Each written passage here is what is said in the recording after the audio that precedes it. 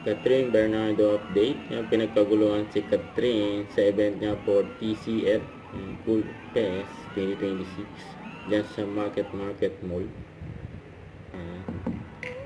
Ayan po ang outfit ni Catherine. Yung kasama niya ang kanyang team para sa event ng TCL. Ayan, no? Ayan sila.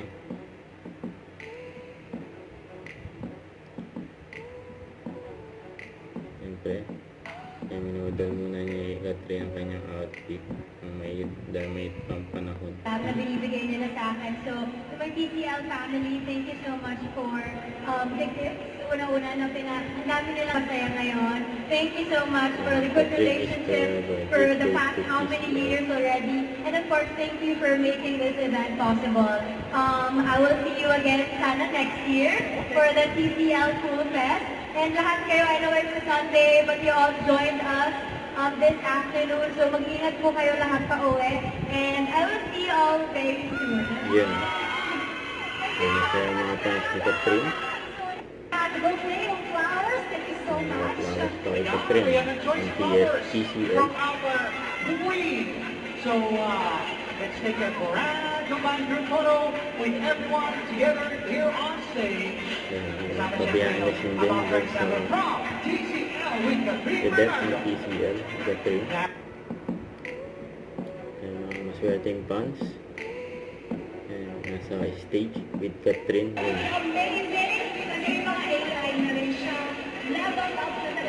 Nilapit pa nga si Catherine dyan. Dyan sa mall.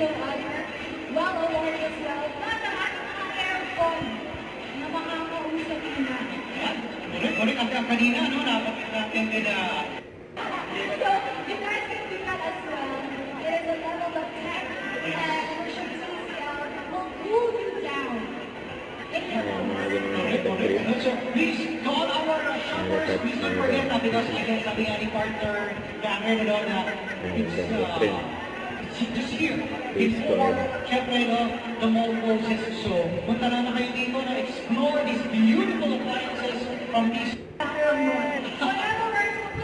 TCL number 1. So now, di ba partner, pwede silang bumisita to check it out. We have here our friends from Atkinson to entertain your questions, your inquiries regarding the appliances of TCL. Okay, 1, 2, 3, one more, 1, 2, 3. Then this time.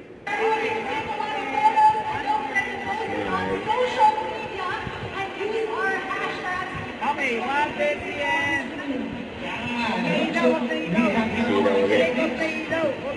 And we have our TCL Atkinson Cool Fest 2026, and here are the Catherine. Kasama mga boss ng TCL.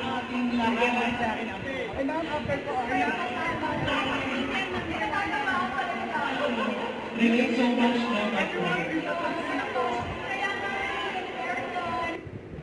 Don't forget to subscribe, click the notification bell for my update. This is Richard Reaction Vlog. Stay tuned for more videos.